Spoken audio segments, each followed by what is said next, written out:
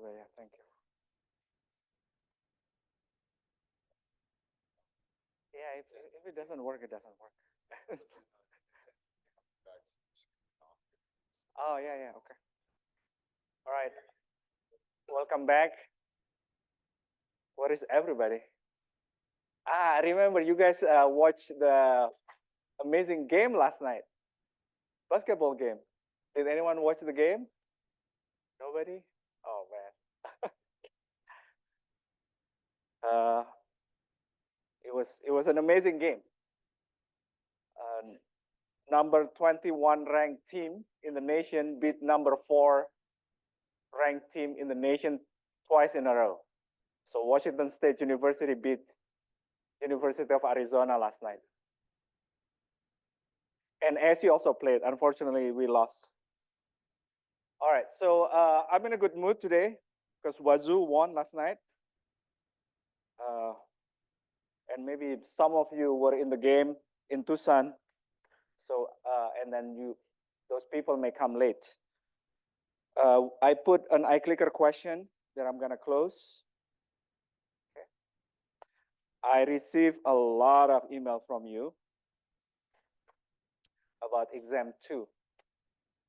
So many of you prefer to have it after the break, but that is against my philosophy or my way to enjoy learning. I want you guys to come back fresh. So the exam 2 will be from lecture 9 to lecture 16, which is the last lecture. It will be on the week, on Friday after spring break. So next week we will have lecture 18 until 20. Those lectures will be for exam 3. Okay. So it will be later, exactly one day later after March 14th. Sorry. Any question? March 14th is a special day in physics. It's the birthday of Albert Einstein. You don't like it? No. Let's try it for once. I got a lot of emails, so I suspect that the emails will still will be coming. So as of now, that's what I come up with. Okay. I want you guys to do well, so I want to have 2 review sessions before the exam. That's the reason. And the review session shouldn't be before the spring break. And then I don't want you to spend most of your spring break worrying about exam. Okay, should we start? So when is the exam? Friday after spring break, March 15th. One day after March 14th. Okay. We will talk about Ampere law. So Ampere, Andre Marie Ampere is a famous physicist. Do you want to discuss anything? Okay. So try to pay attention. So if you get 100% in the first exam, you can get another 100% in the second exam. Okay. So we have this iClicker question, and let's see the answer.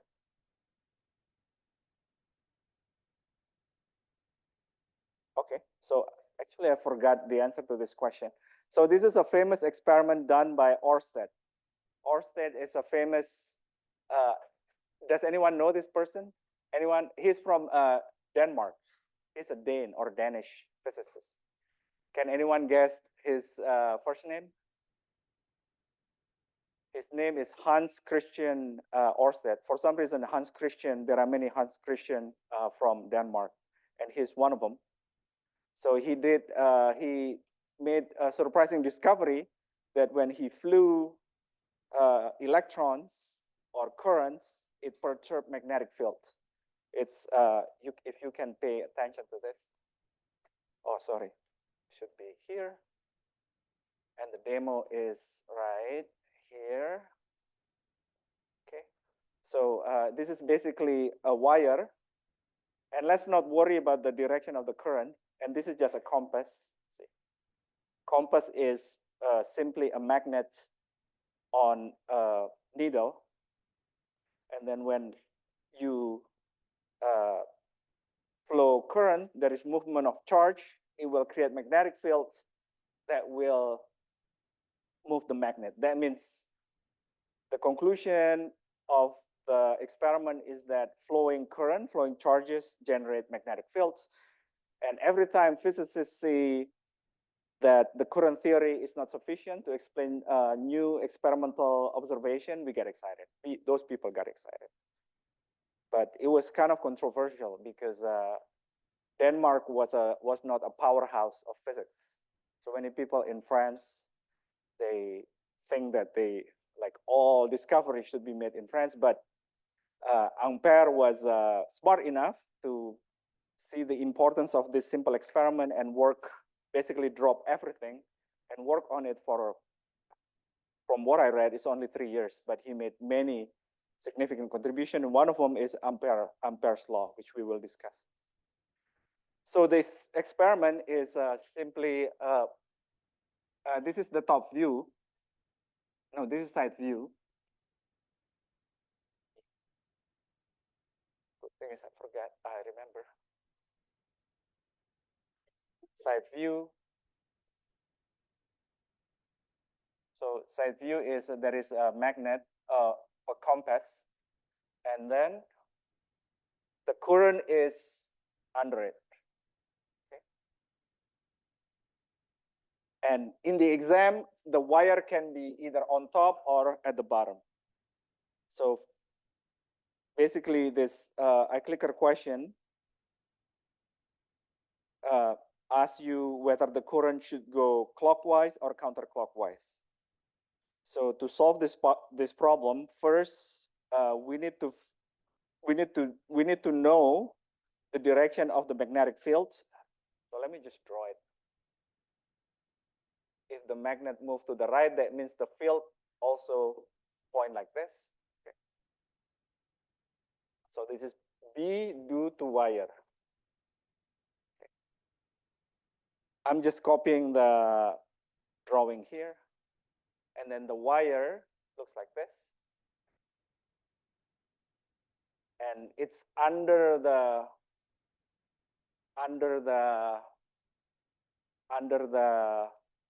compass.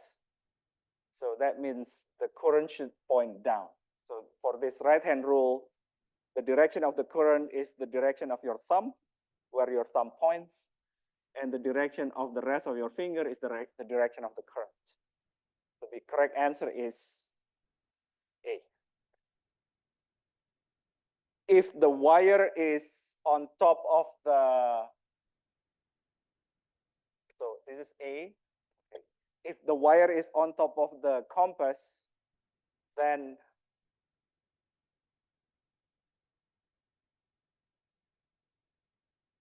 then the direction of the current would be the opposite, because if you use your right hand like this, the field will go like this, and then counterclockwise, and then push the compass to the left.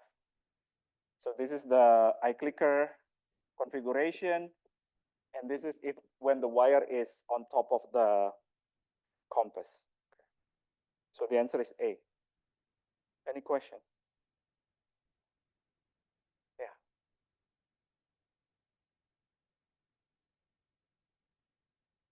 Yeah. So if it's on top, so this is and the direction of the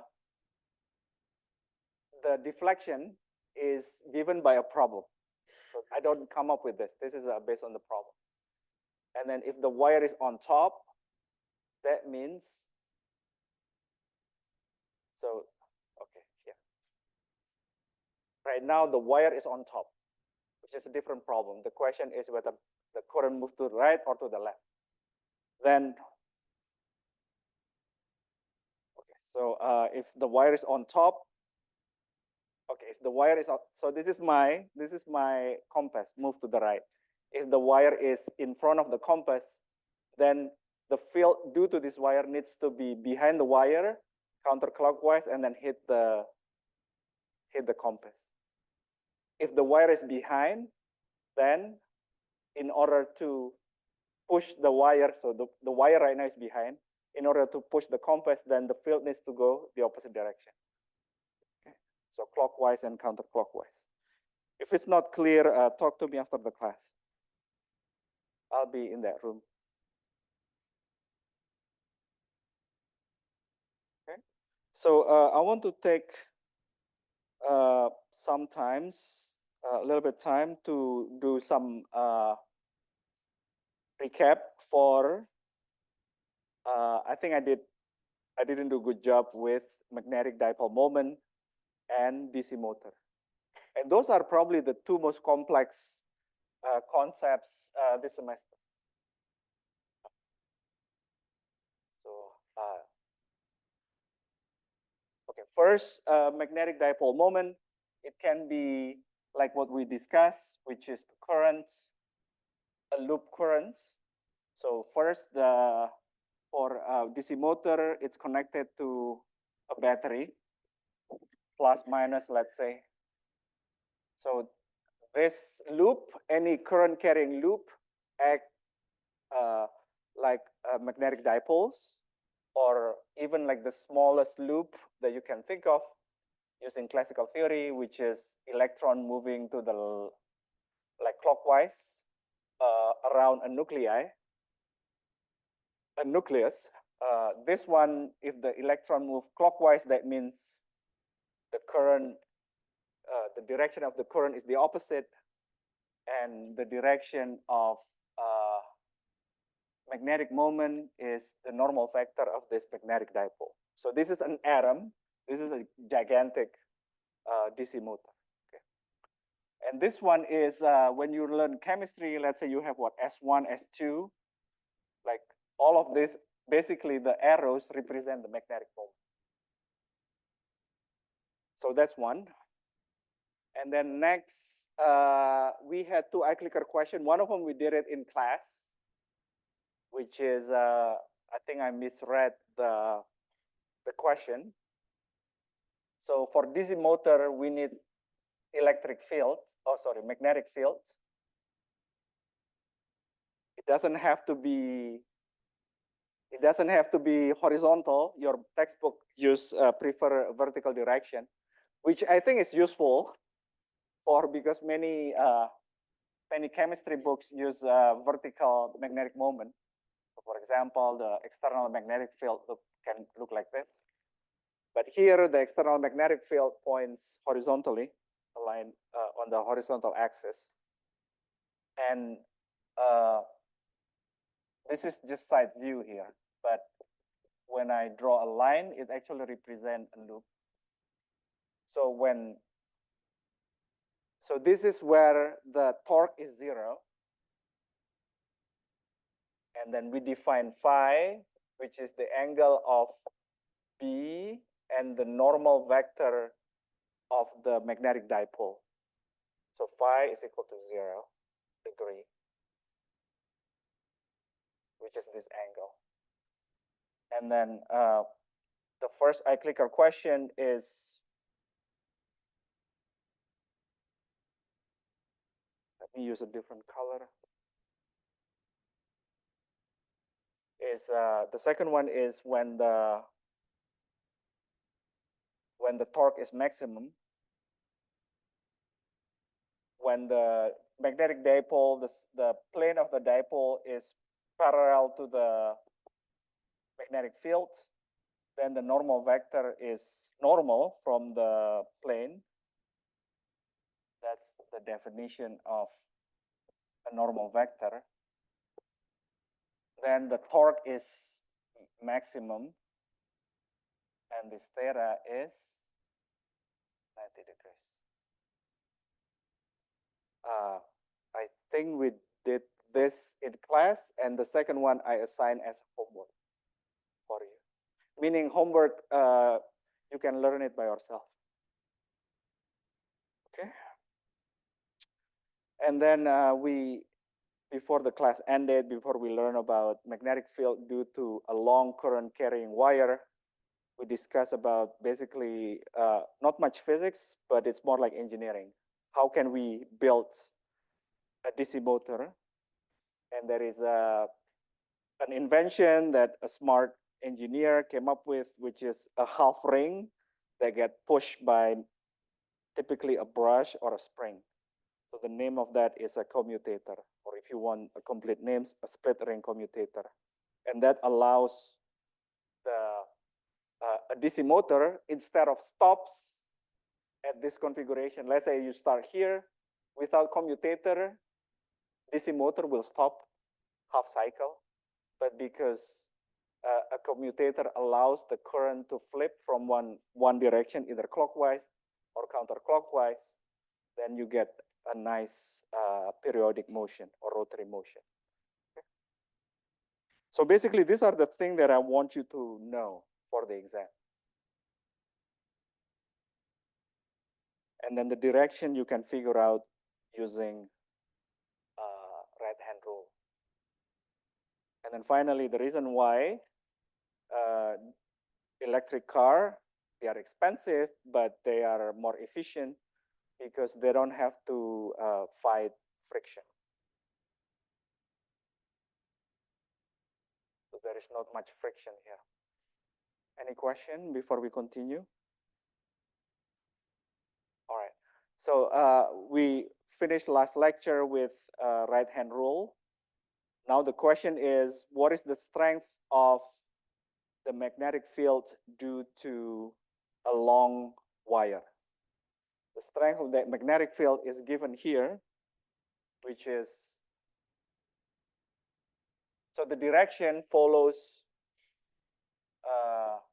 right-hand rule. If you are at the distance r, small r, okay, from small r, from a wire, then the strength of magnetic field is mu naught. Mu is permeability, which is how a material responds to magnetic field, divided by 2 pi r. That means the magnetic field is stronger close to the wire and weaker farther from the wire.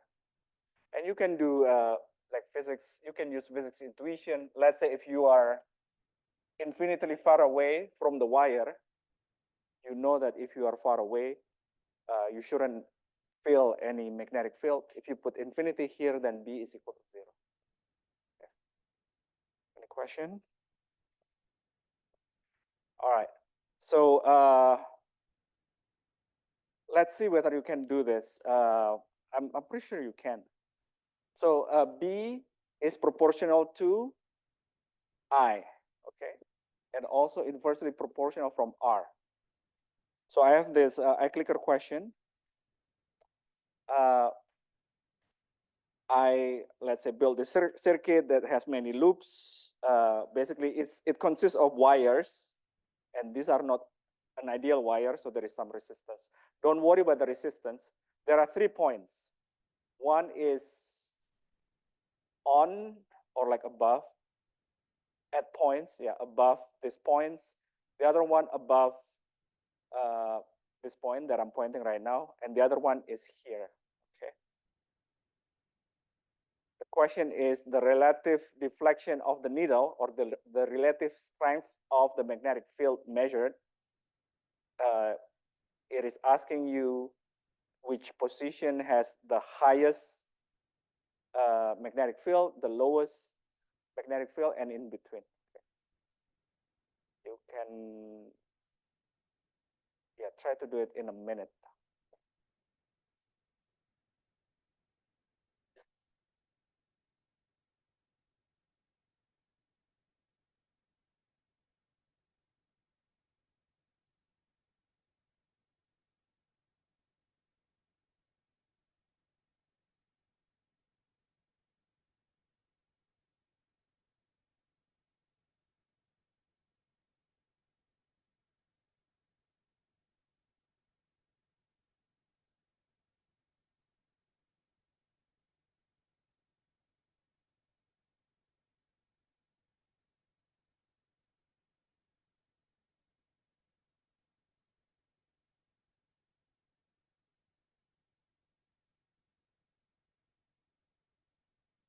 All right, so almost all of you have answered.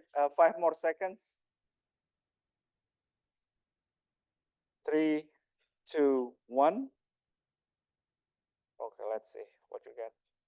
I see. Okay, interesting. So do you want to redo it or you want to just continue? Basically, we get uniform distribution. And remember, I made this mistake last time, because I just assume I remember the problem that I wrote. Read the problem carefully, because it is asking you from high to low, not the opposite.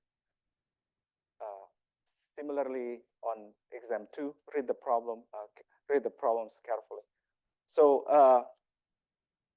P is here, okay? And then Q is at this point. So there are 2 wires close to Q. Pay attention to the direction of the currents and the number of the wires. So let's say this is Q, and this is P, and this is R, okay? Let's spend, do you want to redo it or do you want to just continue? Okay, so let's take the second vote. You can get like 30 seconds or 1 minute for this problem. And these are the type of problems that you may see on the exam. Are you good? Anders? Good? Good.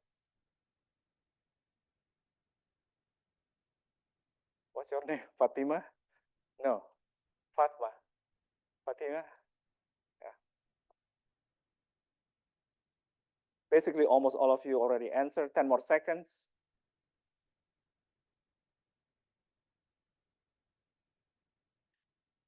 So from high to low, okay?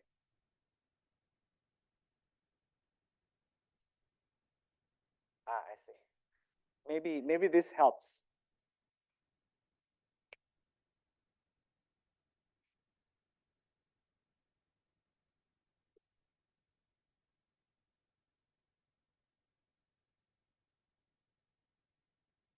All right, so 5 more seconds.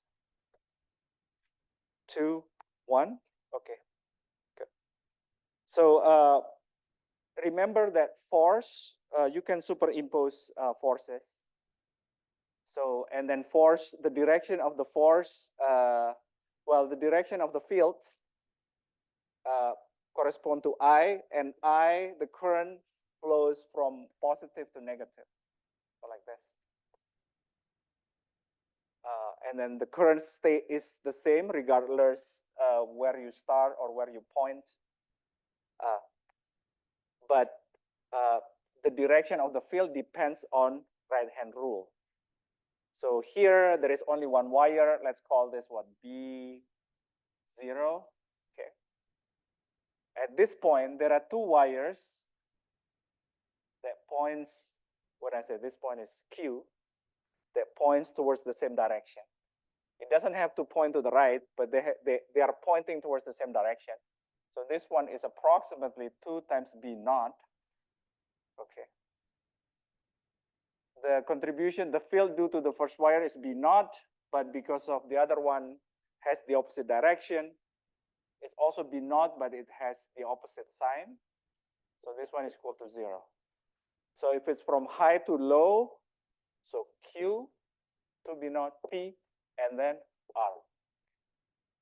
Q, P, R is E. Okay. Good. Any question? If it's more difficult than usual, it's by design, because I want to prepare you for the exam.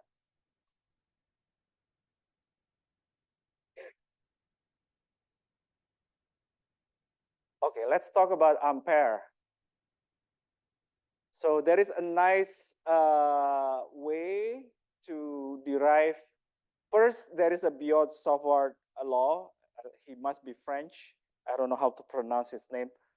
But similar to Gauss's law, there is an easier, Ampere's law is an easier way to calculate a field due to a configuration. In this case, infinitely long current carrying wire. So I, okay. And let's say if the distance is R, what is the sign strength of B. So Ampere's law is basically sum of B that is tangential or parallel to a line is equal to permeability times I enclosed. So this is one example. So this B is parallel. So if the line, so first we need to choose a line that gives us an asymmetry, which is a circle with a wire across the center of a circle. And we know that the field will be tangential. So we don't have to add cosine or sine.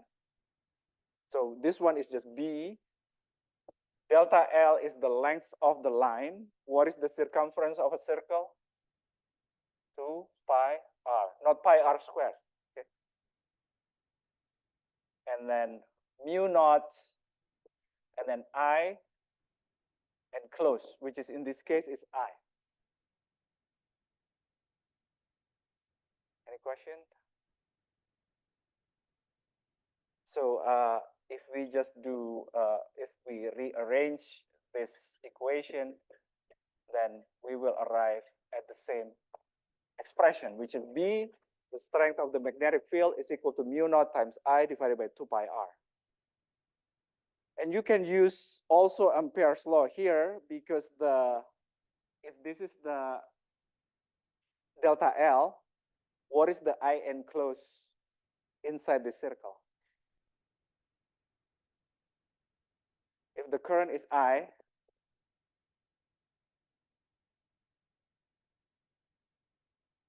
someday many of you will be professors and you will know what I feel like. Many blank stares. 2I, right? The currents that enter the circle is 2I's. 2I, not 2I's. How about this one? Just I, right? How about this one? 0I. So instead of, so we can calculate, we can use Ampere's law. We can put 0 or we can put 2 times I, and we will arrive at the same solution. So this is the analog of a different equation that we will learn. In terms of analog, magnetism analog of Gauss's law, there is one thing that we kind of skip because it's almost like a formality, which is the perpendicular component of the magnetic field times any area.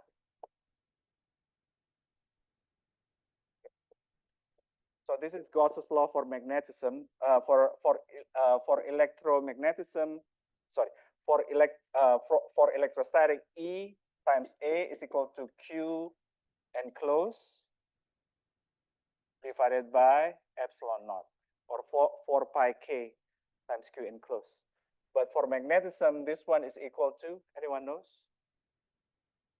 So this is basically, for this one, if you have a charge,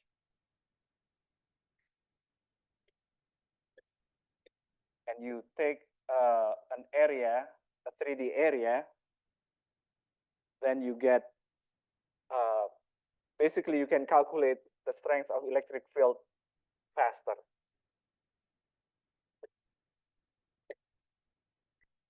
But let's say we have a magnet bar, okay? We know the field looks like this and then let's say north and south. So if we encapsulate with this, let's say, surface, what is the flux? Oh, remember this one is the flux. What is the flux of this configuration? Perhaps it has been a while. So what is inside, what goes inside the surface, it has to leave the surface. So remember this one, the field goes into the surface, but this one leaves the surface. So the analog of the Gauss law for magnetism, B times A is equal to zero because the flux is zero, which is a fancy way of saying there is no magnetic monopole. Okay. So even if you cut many magnets, in the end you still end up with a field that looks like a dipole.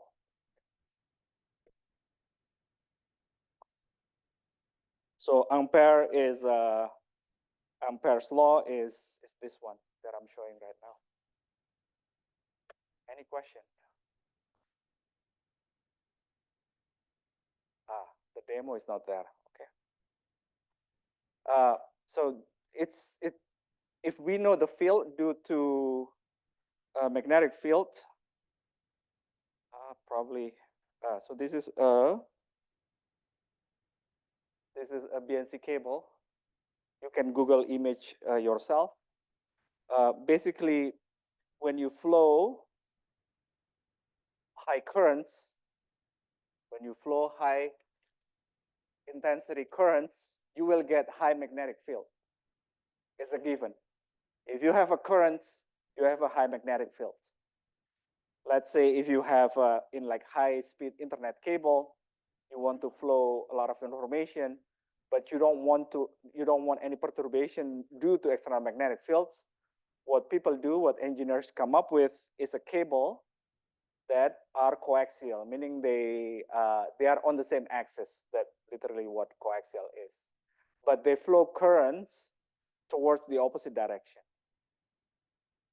Okay, so 50% of you got it right. So basically, this is coaxial cable. You flow information one way and you flow current the other way, and the magnetic field that the important cable experience will be close to zero. That's one application of this long wire. Okay. So I have this question. This is for pre-med. It's about saving people's life. Sorry. So this is about, so you use, for this problem, you should treat cable as a long straight wire that carries current I. So the question is, it can take about 200 amp of current to jumpstart a car with a dead battery. This current, of course, produces a magnetic field, like what we discussed. Pacemaker manufacturers recommend that a pacemaker not be subjected to magnetic fields greater than 1 millitesla. Estimate how close to one of the jumper cables a person with a pacemaker could safely stand. Okay. So the equation, I think, is given here. And there are 4 options. Okay. You can, let's spend enough time. More than 1 minute is fine. And you can work on the problem with your neighbors.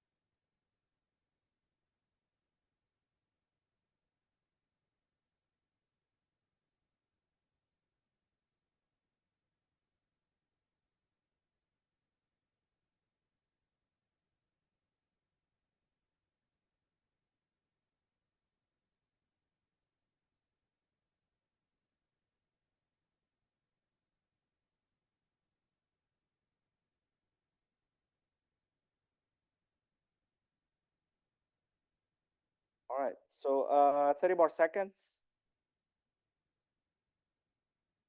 Oh, yeah, you can just ask for more time.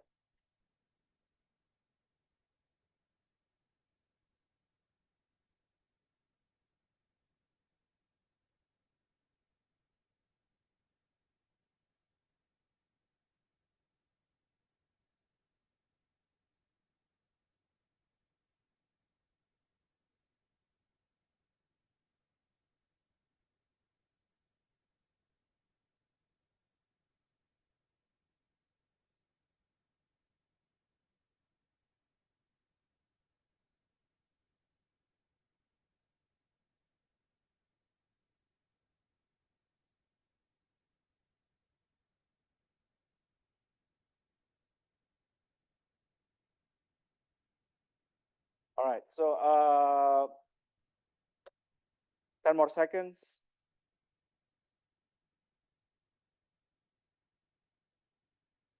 5, 3, 2, 1. All right, so let's do it. Let's do it. Anyone wants to do it on the whiteboard? Why not? My dream is to give this to you someday. That's my fantasy. All right, so B, so just use this one, right? B is equal to mu naught I times 2 pi. This is what being S, or like R danger or something. Okay, so R, I don't know, let's call it R danger. Because we're not trying to minimizing or optimizing anything. So it's equal to mu naught I times 2 pi B max. Okay, I don't remember. This is like 4 pi times 10. Sorry, 10 to the minus 7th. And you can work the units. And then I is 1 to 100 amps.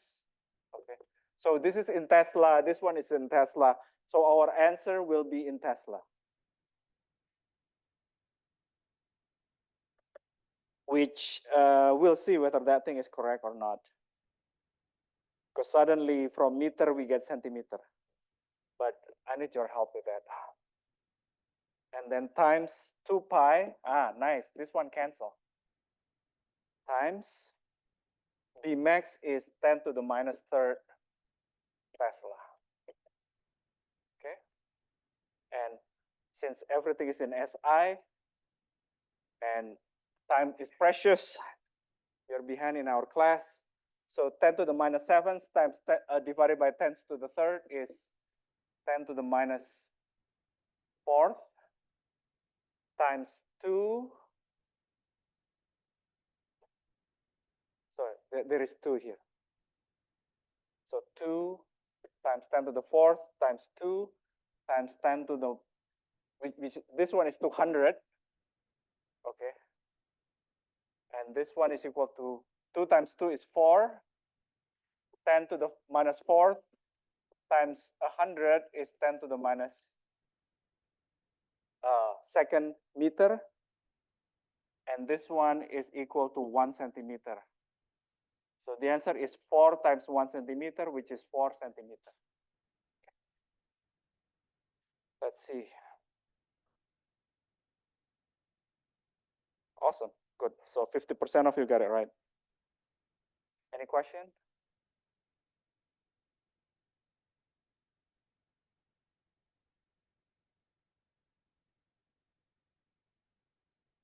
Okay, so next is a little bit tedious, but you can do it. So basically, this is, so after Ampere saw that demonstration by Hans Christian Ørsted, he decided to work, like focus on electromagnetism, how magnetic fields can be generated by flowing currents. And this is one of his famous experiments, which we have done there, okay? So basically, if we, unfortunately, I don't remember the direction of the currents, but you should, if you can look at the screen, right? If I flow one direction of a current, they attract, right? I turn it on the same direction, they attract. And then if I flow them towards the opposite direction, they repel. See?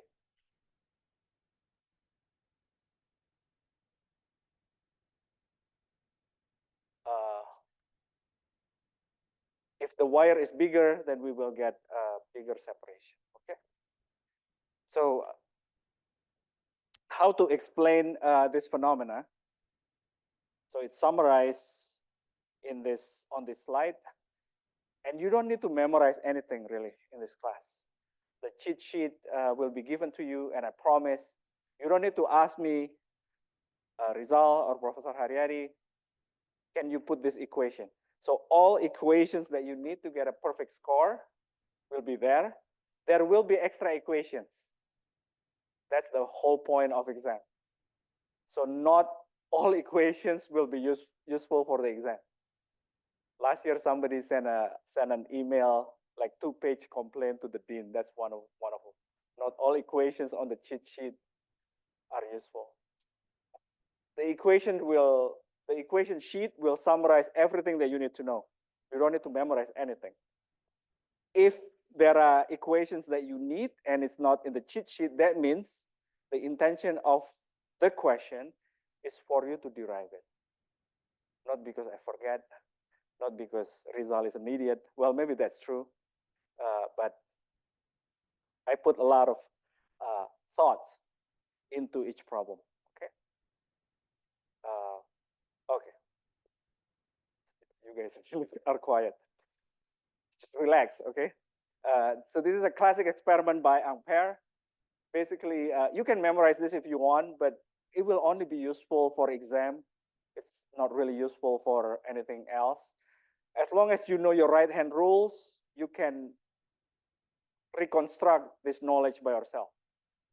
But basically, if you want to memorize if the direction of the currents point towards the same direction for parallel wires, there is attractive force, which we saw. And then if they point towards the opposite direction, the wire will repel from each other, okay? So last year I did this and it was kind of tedious. So we have wire and the current, so I'm doing the left panel, this panel, okay? So if we have, let's say this is wire 1, and then using your right hand, the current direction, the field points towards you, right?